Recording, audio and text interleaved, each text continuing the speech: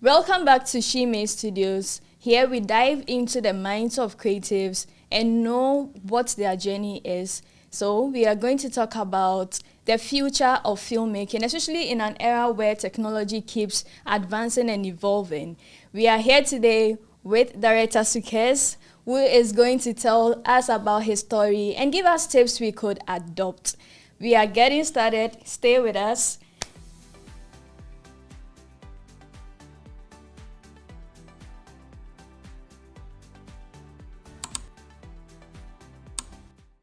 Thank you so much for joining us today to the studio, Director Sukez. How are you feeling today? I'm feeling good. It's chilly. It's I like this weather, by the way. It's nice. Awesome. Can you take us back to your journey, how it all started for you? I know you have a lot of experience. You have like about 10 years experience in filmmaking. Yeah. And you do advertising as well. Yeah. So take us to how it started. I think it all started when I was undergrad. Okay, I can say that I'm coming from a family where creativity has been the talk of the day. You know, My father was a photographer. My uncle was a music artist. He still is. My cousin is into drawing and stuff, paintings, and I grew up in this family where like art was just like part of us. You know. And I didn't know that would also affect me in some way, like with my future. You're right. But it shaped me in certain that I would maybe do things unconsciously and people would love it, you know. So I used to do like a lot of drawings. I would draw like comic books, you know, that era where everybody was kind of like just into drawings and stuff. Yeah. So I was much into like doing comics books with my friends. Then later on, after I finished my my high school, we have like almost a year where you just stay home, preparing for the next phase of life. So that time I had my studio, audio studio. So I would do like music. People would come record. I would sing sometimes, you know. So like it was just kept on growing in terms of artistic side of me. And when I went to the university, undergrad that is, that's when I think my passion for visuals grew much bigger. I used to, my friend had a camera, like a Canon 600D. Right. So I used to borrow and just take pictures.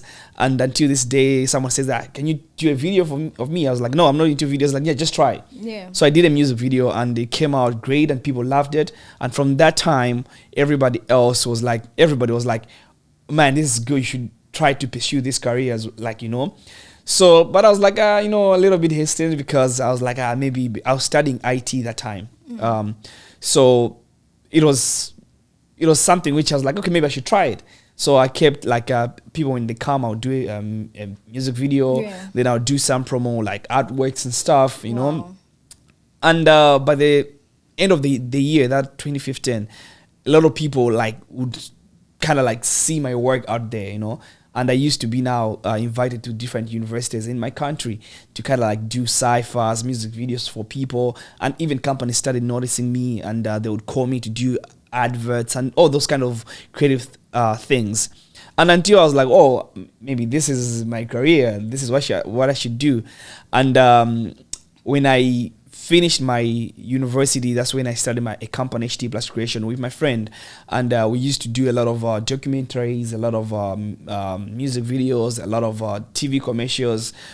But still, I was like, I think, you know, like as an artist, sometimes you're always looking for more. Yeah, you know, like you're never satisfied with what you have. It's like, I think I can do more. Mm-hmm. You know, so that time I thought of like maybe if I tried to do a movie. So that's when I did my first short films. Then I did a feature film, which now it got everybody like excited. You know, it won awards. It was even selected to represent my country at Oscars. Wow! So it was something big. And then I was like, I think maybe I should pursue this.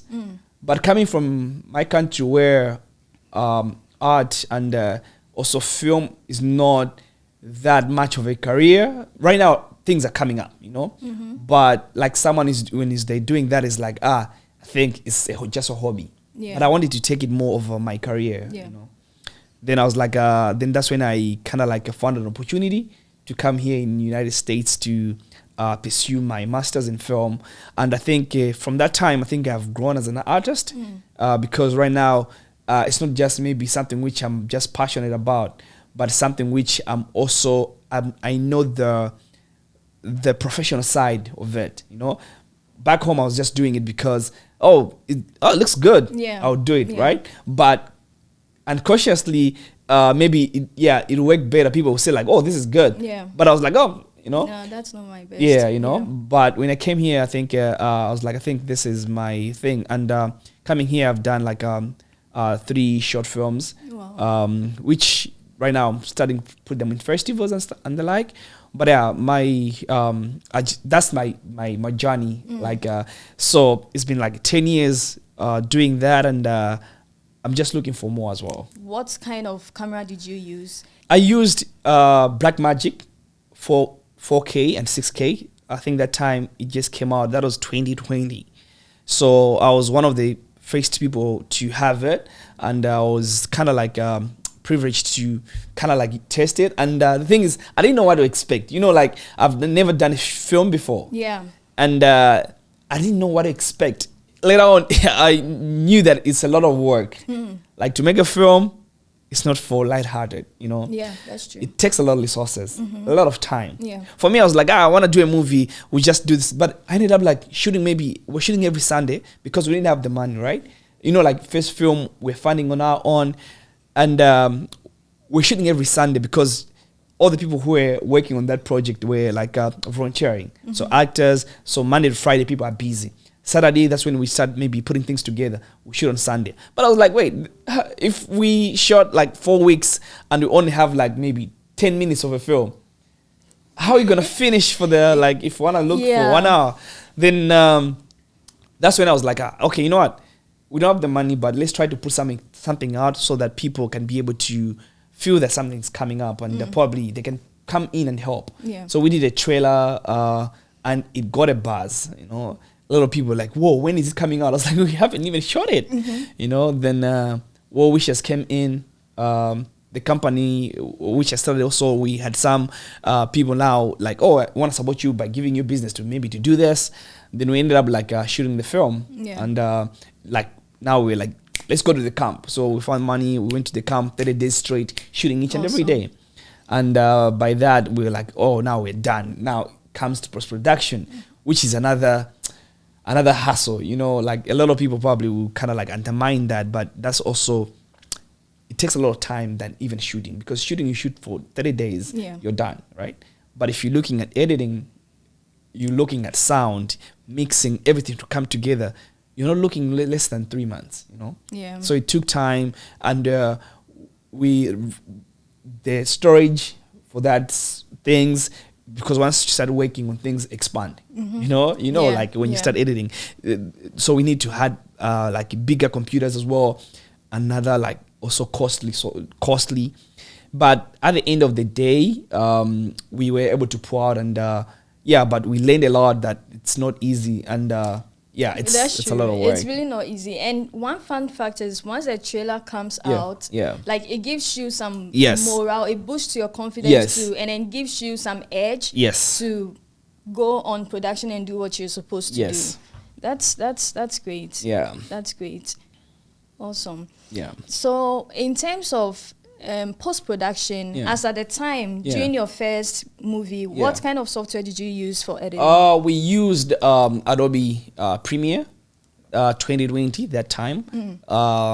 That's like before all this maybe AI comes in. We had to do everything on our own, from cutting, putting music, and we were having sleepless nights because we would have two editors working, sleeping there. Sometimes I would be there as well, editing.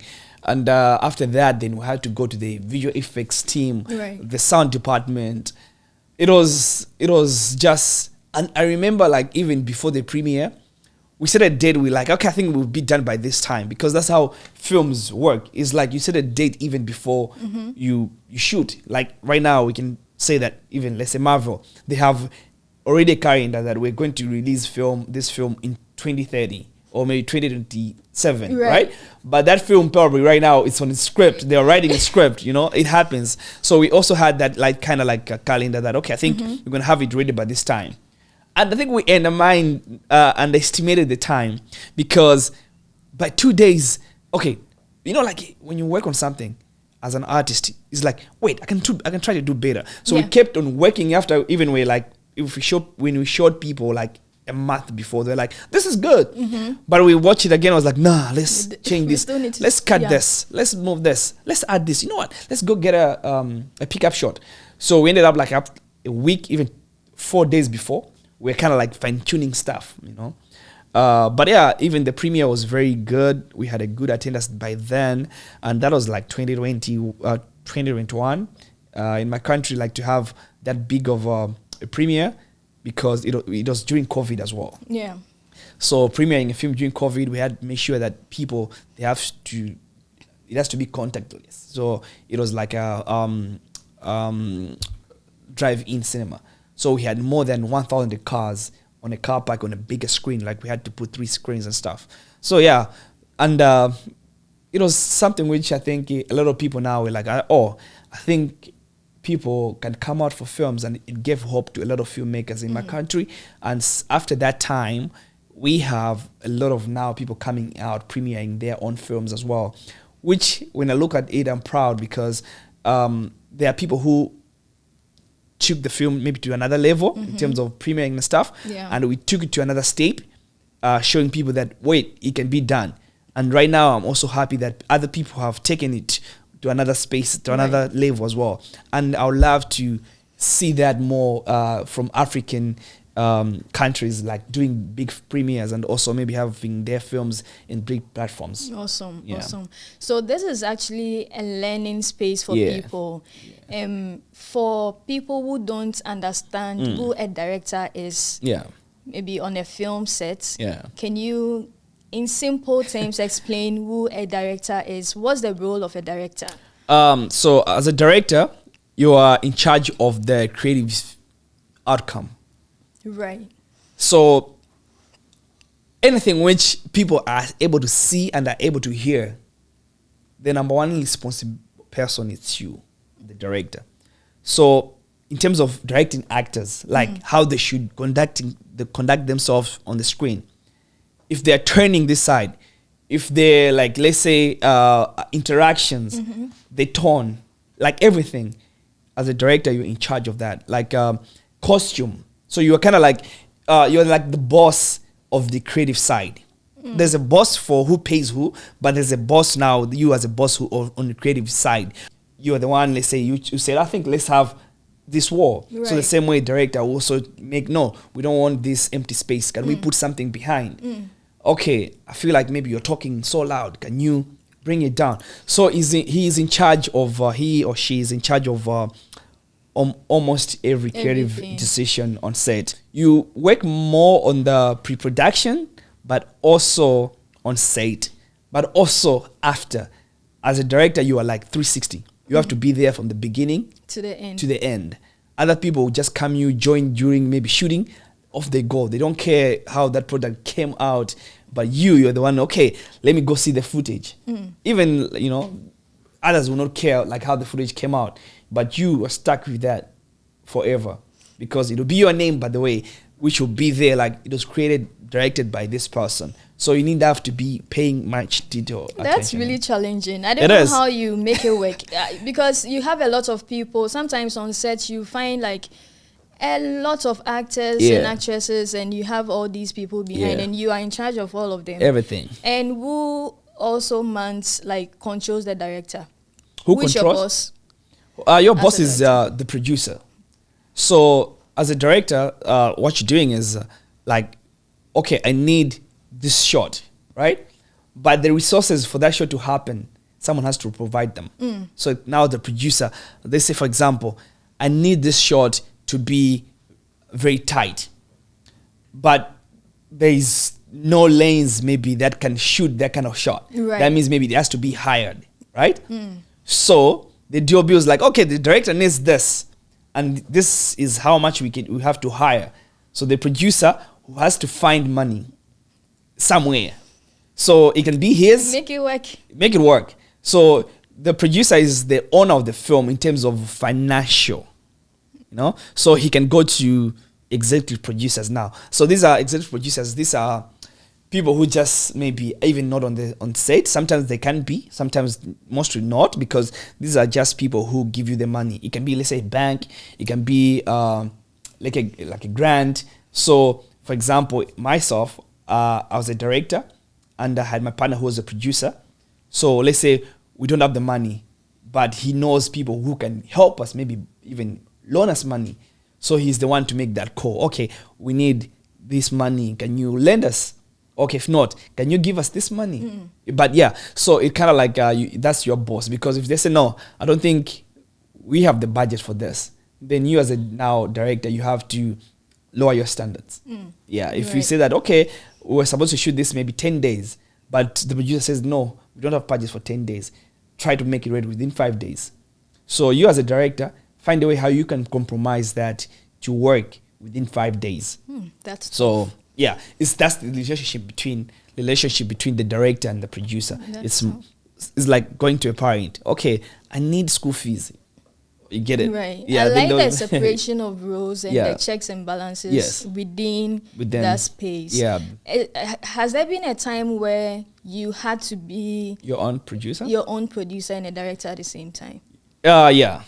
I think most of my short films here, I'm a producer and I'm also the director. Does it help when it's like that, or you prefer someone else?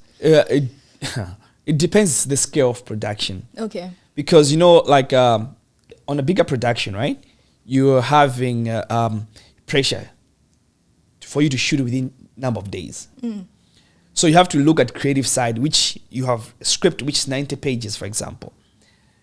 For you to concentrate on that and also concentrate on money, it's challenging. It is. So the smaller the production, like a short film, it's okay for you to produce your own, because probably you take maybe $2,000 $3,000 US. You shoot 3 days, 4 days, right? For a film, you're looking at 30 days plus to shoot a proper film. And you cannot kind of like be the one also looking for money. You are concentrating on creative side. Yeah. Now they say, okay, we need money for water, and you are busy on set now. Right, you know, that's too much work. That's too much work. It's too much. It's too much work. So you need to kind of like separate the things so that you be able to concentrate on one for it to come out nice. You can do both, but just know that one side will be compromised. So taking us back to 2015 when you started, I'm sure you've seen the growth of technology. Yeah. So up until now, as a director, and in your opinion, how do you think like the role of a director has changed? Director, I think that role will never be changed. So you think technology hasn't affected the role of directors? No, because for technology to do something, right, it has to be told what to do. Okay. For example, right now there is, for example, bots in terms of shooting. Like if you want to shoot something, let's say I want a shot coming this way, right? A DOP can do that somehow, maybe manually, can rig and move the things. But now you as a director, you can, let's say if that role has been taken by a bot, then you can probably just say, okay, I need this to do this. Yeah. You're still directing the machine, right? Yeah. The same way maybe in the editing side, if you are, let's say right now there is technology where you put a thing, for example, this podcast. You can chop it manually, but right now maybe there is this software where you just put things and the software, like let's say Firefly or maybe Adobe has that kind of maybe technology. You just put the things like edit for me, but you have to give it direction because otherwise it will not bring out your vision. That's true. Yeah, you so still have to give it direction. You still have to give it direction. Yeah. So I don't think directing side will ever be taken, because the machines, they need someone to guide it. Otherwise, it will do its own vision. Even if the product comes out, it won't be yours. It will be like for machines, because it doesn't align with you. Yeah. In terms of post-production, you mentioned you use Premiere Pro. Yeah. And Premiere Pro from 20, which year was that? That's 2020. 2020. Yeah. Now we have Premiere Pro 2025, yeah. and it has advanced. Yes. Would you say this advancement makes editing overwhelming or easier? Easier. It makes Trust it easier? me, yeah, it makes easier because, but right now you can just say remove. You can literally write a prompt, remove distraction, remove wires in this shot. The Adobe will take that care of that without you maybe doing everything manually. So I can say that advancement somehow has not eliminated the work, but it has kind of like just reduced the number of hours which you can work to produce something. Right. So you mentioned you've produced about 3 movies, short films ever since you got here, right? Yeah. Okay, that's fantastic. Which 2 or 3 technologies do you think can help people or helped you with your efficiency in producing these 3 films? In terms of software, or it could be in terms of planning. In terms of production and post-production. Yeah, which 3 I think technologies? I think I would say the software is like, let's say, Studio Binder helps you put things in planning in terms of help you, like planning and also storyboarding, because before you start shooting, you have to make sure that you see all shots on the paper. Right. So right now I've worked on AI tools where I can try to tell the programs, like I use LTX, LXT. I can tell, okay, I need a shot like this. Instead of me maybe going to someone like I draw, right? But for me, that takes me probably a week to finish like just 10 minutes film, like with school, with all these things to survive and so much things. So sometimes you'll be like, okay, you just describe it. Okay, I need a shot like this. If it doesn't come, it'll give you like probably 3-4 options. You'll be like, this is quite what I want, but probably can you change this? So you kind of like, you have to be able to communicate. Yeah. So you talk of AI. Yeah. And I'm really happy you mentioned AI. Yeah. Do you think it's being applied fits ethically and creatively in filmmaking? Yeah, it is. As I said, right now, the world is also recognizing the coming of AI. So even in film, I've seen, I think, is it Oscars, if not Cannes Film Festival and Sundance Film Festival, they have a category right now of AI films. So if you do a film using AI, you can be recognized. Just that you have to say it's AI. That's interesting. So you just have to own up to say that this is a tool I use and not make it look like you did it yourself. Okay. Yeah. So I think, because I feel like the AI should help us do things easier and quicker. Absolutely. Not maybe taking over, So as long as I know what I want and I tell AI what I want and it's able to give me what I want when I give it the prompt. Then it's still my idea, right? Because I'll be able still to choose my vision when I see the outcome. Okay, do I need this? No. It's still you. It's just that it has reduced the time where you would have gone to start working manually on the things which would have taken you so many hours. So even right now, visual effects is being somehow replaced by AI. Not entirely, but some effects which can take maybe a month right now, they can take maybe 2 days. Which is good. Meaning that we'll have more stories being told in a shorter period of time, Right now, the world is moving so fast and we just have to... so fast. Yeah, we just have to adapt it. Yes. You really need to catch up. Yes. Yeah. We need to catch up and see how we can integrate it into our own systems and into our own daily work, especially as an artist. Don't go against it. I don't think it's evolution. No one has ever won evolution. That's nature, right? It's like something comes up, you have to adapt quickly. You know, change is constant. Yes. So you just have to adapt and go with the flow. We have currently like virtual production and LED stages are becoming a thing now. Yes. Do you use that? I've never used it before, but I've seen people using it because that's a technology which is also coming up. You know, like way back 3 years ago, even a year ago, most people like were using green screen, which people are still using right now.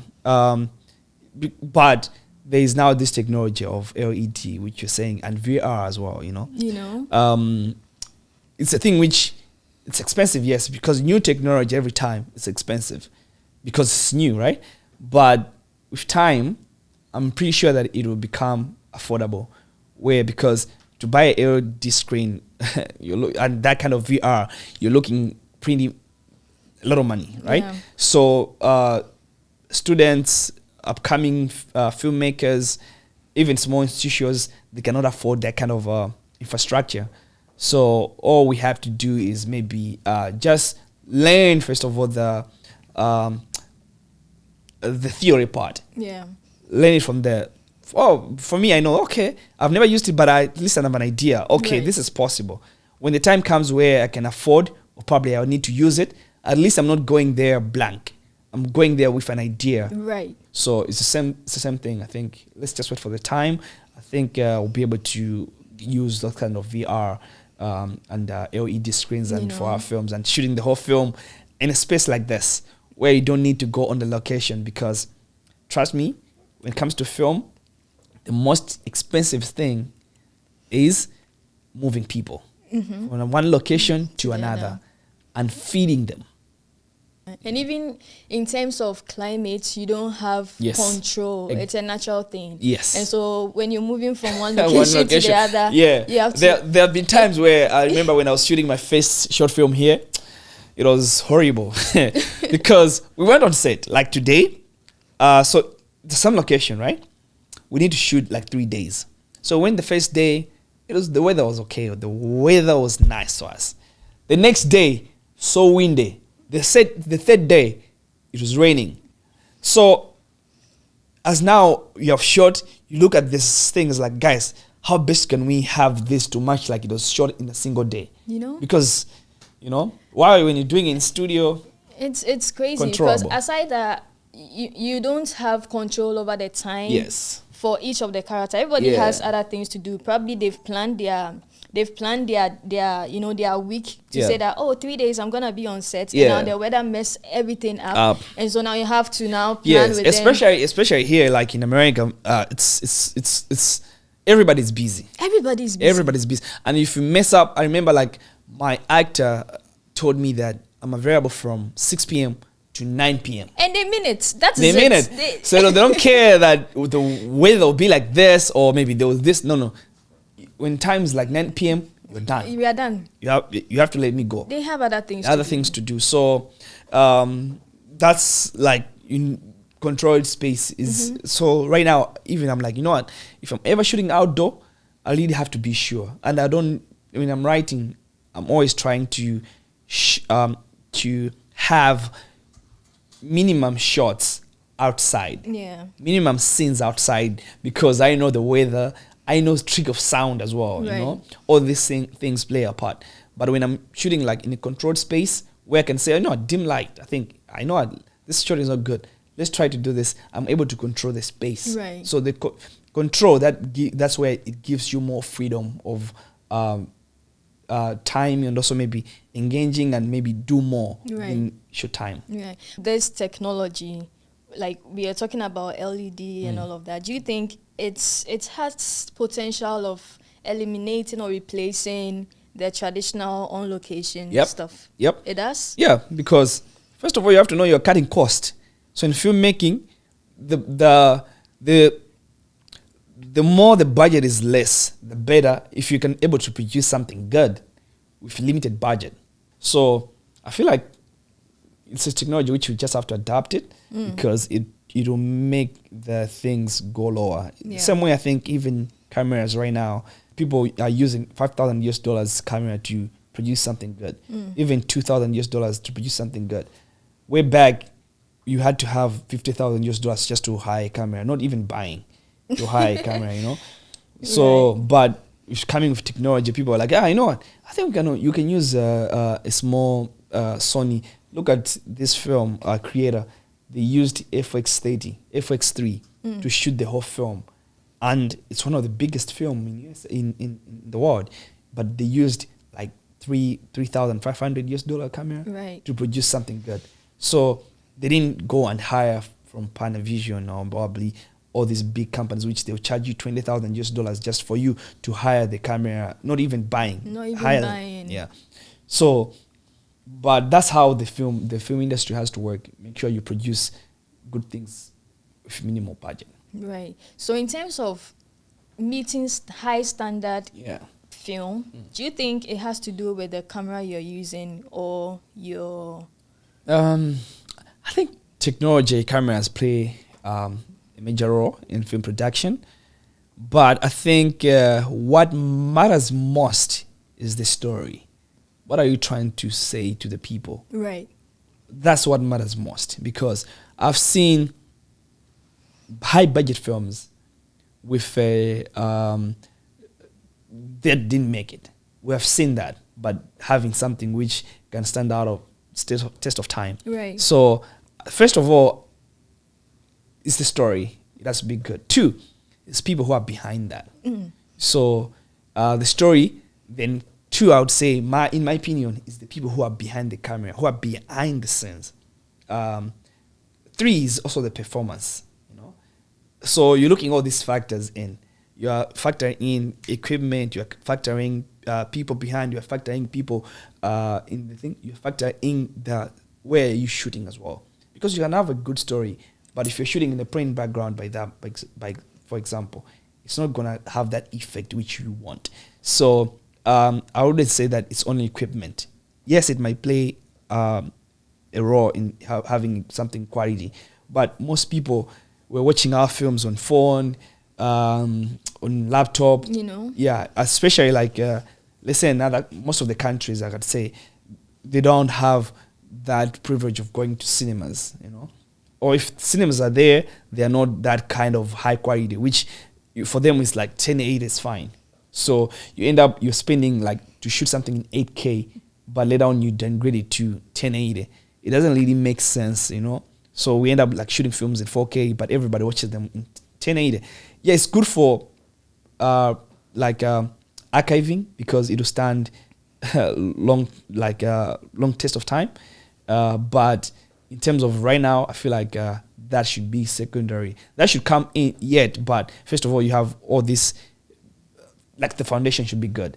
The thing should just be like a cherry on top of an ice cream.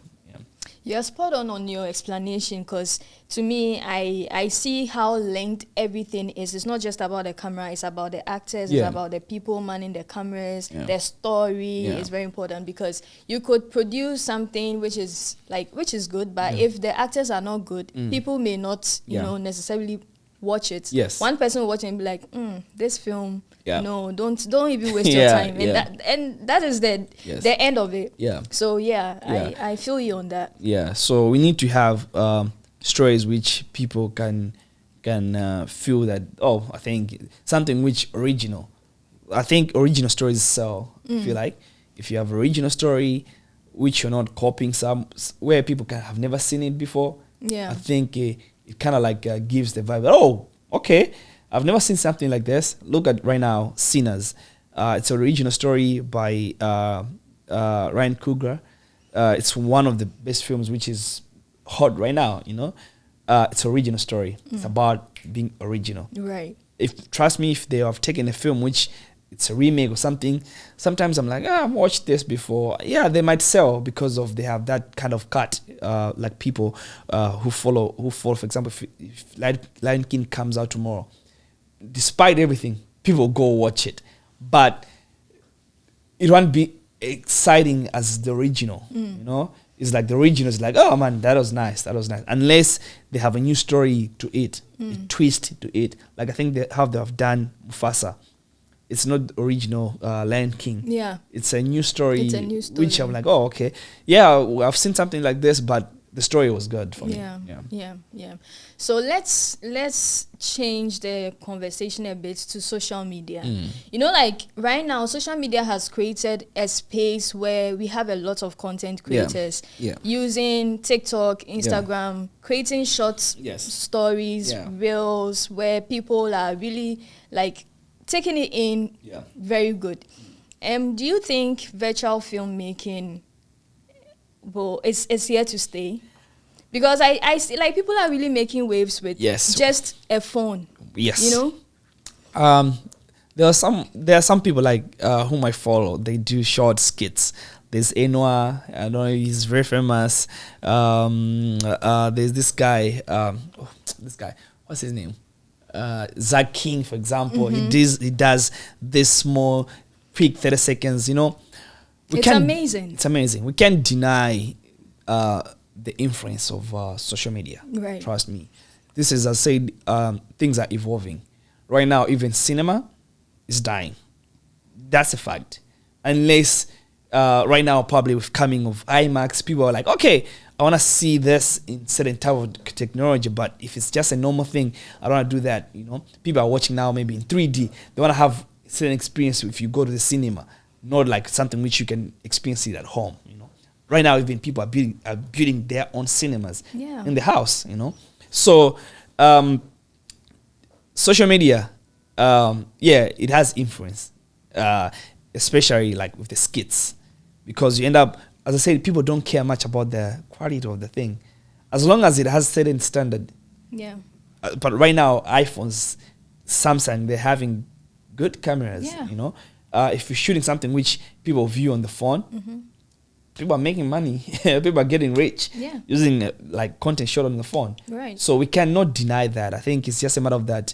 I think we can put it like that's another industry, because I feel like film is something which is professional.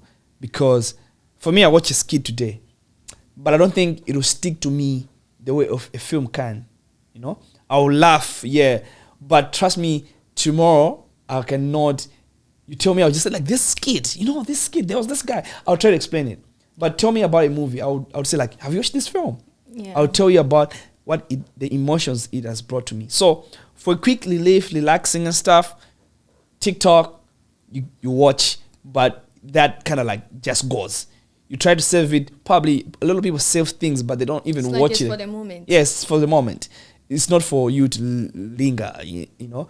But when you watch a movie, trust me, even in film which you have watched maybe 19 something or maybe 2000. Right now, you can tell me one of the movie which you have watched maybe 10 years ago, but it's still in your head right now. Yeah. I've watched films like way back, Day Pray, Star Wars, you know, those kind of films. They still like with me, you know, like I can still like relate. You kind of like create that kind of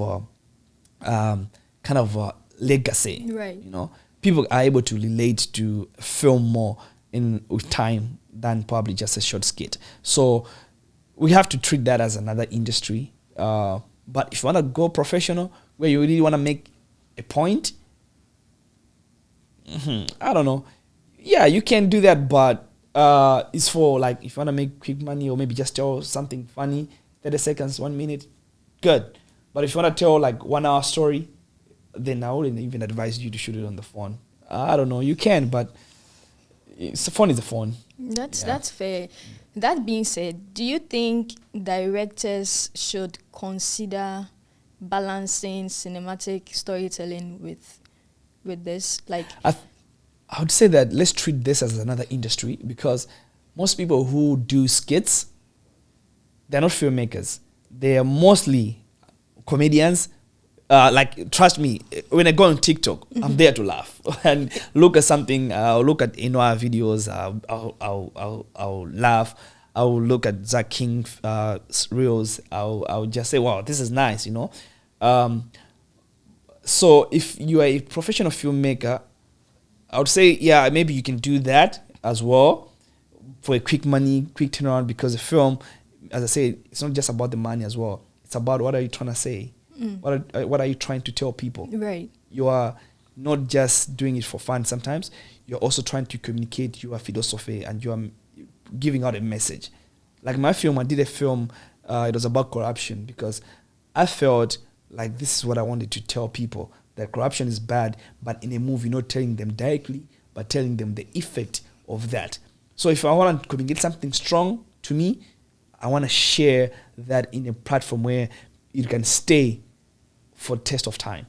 So even in my film, which I'm doing right now, I'm working on my thesis, the story which I'm telling, it's coming from deep down.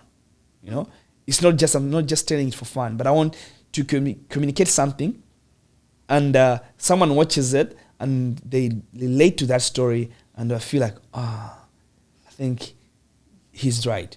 No, I disagree. I want to be the catalyst of conversation. Yeah. So it's like a story that means a lot to you, Yes. a story you're passionate about. Yes. And most often, stories you're passionate about, sometimes, some way, somehow, people resonate to it. Yes. Because it's very practical. It's very, yes. And because most of the times, I think filmmakers, you have to talk from, I would say that filmmakers have to talk from experience as well as maybe from deep down. Like, show what are you trying to say? So for me, my stories are more like African related, you know, and like people have been like in that bottom place, you know. So I know maybe I want to speak some voices which maybe some people cannot say.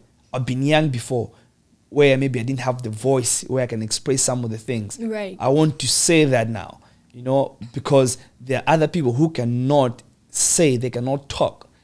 And if I have the advantage of having this talent and now also the platform where I can share my stories, speaking on behalf of someone whom I don't even know. But people, if you look at right now my comments, the comments like on my films, sometimes it's on YouTube, like 3/4 is like, I cried when I was watching this. It made me cry. So I want to bring that kind of emotions, not just for you to laugh, but also to bring that memory of you, like sometime you experienced it in some way. Not for everybody, so everybody has their own audience. So yeah, that's my audience as well. Interesting. Yeah. Interesting. Yeah. So with people working on a budget, Yeah. currently you just mentioned you are working on a film for your thesis. Yeah. I believe you have a budget you're working on. It may not be so much. Yeah. I'm sure other people too are working on films and they have a very tight budget. Yeah. Is there any tools, maybe affordable tools you can share with us that can make us more efficient in our production? Tools. First of all, I'd say that working on a budget, sometimes, it limits you, you know, because me as a student, I have a bigger dream, right?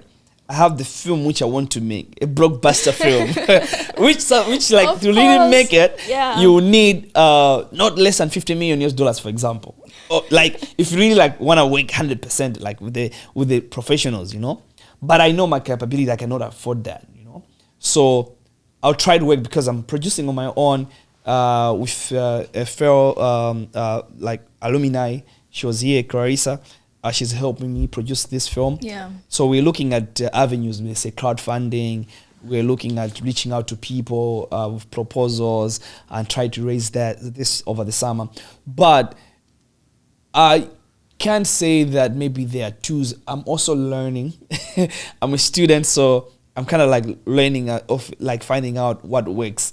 But of course, we always have like maybe they tell us maybe where to go in terms of classes. So there's crowdfunding. You can do that. You can reach out to apply for grants as well. If that's what I'm doing this summer. So you look for grants. You look for well wishers. You look for crowdfunding. Family and friends. That's the things which people who are closer to you. Yeah. That's as a student, I think for short, for a short film, student film, I think maybe you're looking 10,000 to 20,000 the most. When it goes bigger, maybe $50,000 US. There are people who have done that before. But for me, maybe I'm looking something which I know that I can afford. I'm having like two budgets. If I can afford this, I'll try to do this. If I can afford this, I'll be able to do this. Right. Yeah. So I think it's just a matter of trying. I'm just trying. I don't know which one will work or not. Yeah. So I cannot advise someone that, okay, use this. Because my thing last time, what I did was like reach out to people, and even people reached out to me. Yeah. So I've done proof of concept, which I'm trying to use it to raise funds for my thesis film. So I'm just hoping everything goes well. Well, there's no straight line of doing things. Yeah. You could, tap into different ways. Try it. If you feel, you try another strategy. Exactly. So I really, exactly. I understand what you mean. Yeah. Have you seen any surprising breakthrough of a filmmaker using a smartphone to make a film production? Commercials though, commercial, like we have seen like Apple commercials. They used the iPhone. Yeah, they used an iPhone. But it was like a commercial, and they were also trying to sell the iPhone. But yeah, they also had to rig it, like put lens and stuff. Like in my class, my fellow classmate used my phone to do one of the films. It came out nice. It came out because iPhone right now can shoot ProRes, so which is good. It's one of the highest qualities in terms of formats and stuff, But doing a high budget films, I've never come across like someone doing a big film using a phone, but their phone movies made festivals, which just competition if you use the phone, those kind of things. But I don't think there's a blockbuster film which they use the phone. Maybe as a part of certain shots. But music videos, I think, is it Asha? He did this song, what's the title? I forgot. The recent one. Use Me? I forgot. Yeah. But he did a song, music video. They shot it using a phone as well. So interesting. Yeah, but I can't say about maybe big films which they have used a phone. Maybe some parts they can, but I don't think entirely like using a phone. It's just, I don't think it's possible in some way, but I don't think you're abusing the phone. You're looking at how many hours you're shooting like a movie. Yeah. You're looking at 30 days maybe, shooting every day maybe 5 or 6 hours of data. Even in terms of space. Yes. So your phone will die by the end of the shoot. Yeah. Do you think traditional film school still carries weight, still hold weight? What I say is school never die. I agree. School never die. Okay, right now, trust me, if you write a grant, or maybe you write a grant, you're a student, right? Or maybe you're done, you have masters, you write a grant to a big company, they want to fund a film. Mm-hmm. Because you have a master's, or maybe you have certain type of qualifications, you're already at the top. At the top. Yeah. Because they will know what you have invested in yourself to get where you are. You have more trust, you have more things to lose than someone who is, yes, they can be talented, they can be good, but do they have the ethics? Do they have those kind of being professional? So for me, even, I know like I was coming here to mostly get the knowledge, but also kind of like getting certified, like, okay, I think because I can walk into a room and I know what I'm talking. If they're talking some language about film, I'll be able to understand. Then when I was back home, I was a village champion. People will be like, hey, you're good. But sometimes when the filmmakers come, they're talking about certain language. And you understand. I know. Let's use 1.2 or 3. The ratios and all of ratios. Let's use 4.2. I know. The thing is, those things, yes, you can get them on YouTube, but sometimes when you go in classroom setting, they stick in your head for some time. Even with YouTube, watching these tutorials, it's very helpful. But sometimes you follow what the person did, and you won't get the same results. No. you know, Yeah. and you're like, I followed everything Yes. step by step. Yeah. And, you know, they hide saying things, Yeah. you know. Yeah. So if you look at most of the filmmakers right now who are doing good, somehow they have done their education part. Because I don't want to give money, if I'm an investor, I don't want to give money to someone whom I know that they can run away into thin air, they have nothing to lose, because it's we learn about not just education part, we also learn about ethics. Right. If I'm able to spend 4 years, 3 years at school, I don't think if I'm on a project I'll run away, because somehow those ethics, they are with me. It stays with you. It stays with you, you know. Right. That you be, like this kind of assignments, having deadlines. Even when you go to the industry, You have deadlines. You have deadlines, you know. So if someone didn't have that kind of education of meeting deadlines, or maybe of chasing certain type of maybe guideline, Yeah. it'll be difficult for them to follow the industry standards. So it's not just about film school, maybe not be teaching you about film, but it's also about the ethics which you get from there.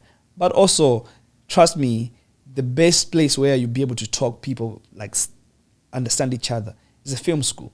I've been on sets before, trust me. If you work with people who haven't been to film school, sometimes it's hard for them to act professional. Right. That's spot on. Yeah. Is there any tech you think is overhyped, or any technology you feel like, I'm not gonna use this as a filmmaker? As a filmmaker, I don't think so.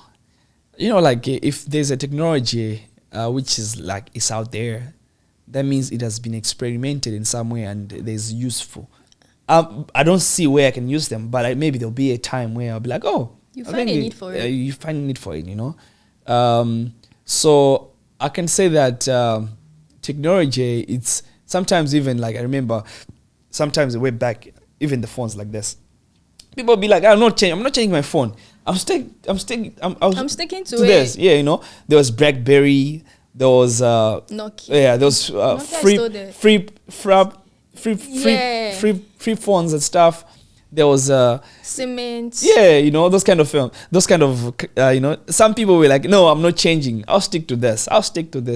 But comes a time where you have no choice. You don't have a You choice. just have to do it, you know. So I feel like technology is the same thing. Like I don't want to rule out anything out, because I know that there'll be a time where I might need it in my work environment in some way, which I might not need it now, but there'll be a time where I'll be like, let me use this.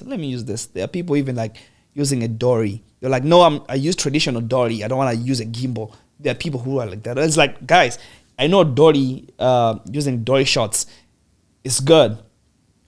But guys, we have a thing which you do not need for us to set up, you know, because if you're looking at gimbal, you're just putting batteries, balance it, you move, right? Yet it might not have the same effect, but somehow if you do it right, it might. Right. So people will be like, no, I'm not using this, especially maybe the older generations. Even like some people, the same way with softwares. Right now, there is Adobe. Some people are still Avid is good. People are still using Avid. I also use Avid, but if you look at Premiere, it's having some advanced things, and now there's DaVinci as well. It's coming out pretty like features, which you'll be like, wow, okay. And people now are moving, let's say, to DaVinci. You know, but let's say me, I'm like, hey, I'm stick to Premiere, but I'm like, hey, let me just get an idea, because you don't know like tomorrow, like where. So I kind of like know Avid, I know Premiere, I know DaVinci in some, you know. That's awesome. Yeah. So I should just have getting myself prepared, because you don't know where. You never know where these softwares are going. Some will die in 10 years, some will still be there, some will evolve. So yeah, I mean, the way it's rapidly evolving, all you can do to save yourself as a creative is to adapt. Just adapt. You will not lose if you adapt. You have to adapt in some way. Like when you adapt, everything's good. Yeah. You don't lose. Yeah. It's better you know than you don't. Yes. You don't know. And you don't know to adapt. You just have to know. There's nothing like I know too much. No. Just know the basics. So if you're a filmmaker, learn whatever you can. If it's software, every day I'm learning things. Every day. Right now, I'm in a space where I'm learning AI. And every day I dedicate myself like 2 hours just to learn AI somewhere. Right now, I know LTX, I know Mijuli, I know Firefly. I'm learning, all these features because I don't know what comes tomorrow, things might change. Somewhere they'll be like, okay, we only need people who know this software, and you had the chance to do that, and you're already in industry, and you be like, guys, I don't have time. Because when you go to industry, there's no time. There's really no time. No time because you're chasing money and stuff. Yeah. Is there any other thing you would want to add to this? Any advice you have for filmmakers and people who have the dream of starting their films? I would say don't stop learning. That's my thing. It's like don't stop learning. I'll say this because for me, I feel like there's a value when you learn certain things. You can always unlearn things, but it's better to have more knowledge. I remember like back home, I had a company, and we're doing good. But some things like I was like, I've worked with a lot of musicians. I've worked with everybody. Something was like, you need to go step ahead, And I wanted to come out and experience maybe the life and also the Hollywood, That's where my dream is. Like, I want to like try to go to Hollywood, but I have to go there prepared. Yeah. I have to make sure the knowledge is there. You have updated, Right. So that's me right now. It's like I'm continuing to learn and to kind of like have more ideas, and also just to overload myself so that I have to be prepared for the future. They say that when you're prepared, you are good. So I just want to like prepare myself in terms of learning. So I would urge the people watching this show, this podcast, to also learn where you can. If you have an opportunity to go back to school, learn. Don't listen to people who are like, no, you don't need school, you don't need to learn, you can do this. No, you're too old. No, you're too old. No. If you have a chance for you to go back to school to learn certain things, do. If you can learn online, do. If you can learn on YouTube, you don't have maybe money to spend on something, do. Because the world is evolving, and it only comes to people who are ready, like people who are already prepared. They say opportunities come to people who are prepared, So if you're prepared, and tomorrow someone says, okay, I need someone who can do this, there's this kind of maybe payment, and you'll be like, I had a chance, You are not prepared. The opportunity has come, but you're not prepared. So I would just say, just prepare yourself for opportunities to come. That's true. Yeah. Because even most of the times, religiously, I don't know your religion, but mostly people would pray that God should open opportunities, open great doors for them. But then you are praying for opportunities to be open for you, but you are not preparing yourself for that opportunity. So once that opportunity faces up, you don't fit it. Yes. And it will move to the next person. Yes. It doesn't mean it wasn't done for you. Yes. It was done for you, but you weren't prepared. Yes. I would really like say that. I remember like so me coming here in US, I got a Fulbright scholarship. Like I did business information systems back home. Then after that, I went into film, video, right? For me, I dumped like my school. I focused on my passion, right? Now, when there's a call for like people to apply for scholarship, minimum for you was to have a bachelor's. Despite that, I was not doing that, but I used my bachelor's to get this opportunity. Why? I was prepared. I prepared myself for 5 years, and I was like, okay, I'll have it here. I'll do another things. But when the opportunity comes, I'll go take that and put it back where it belongs, So same thing like here, I'm doing masters here in USA. There'll be a time like, okay, we need this, but the only person who has a master's has to do this. And you fit it. I'm already there, So I think it's just like, as I said, preparing yourself, because opportunities only come to those who are prepared. That's true. Yeah. That's true. Thank you so much. This has been very insightful, and I Welcome. believe every other person watching this has learned so much.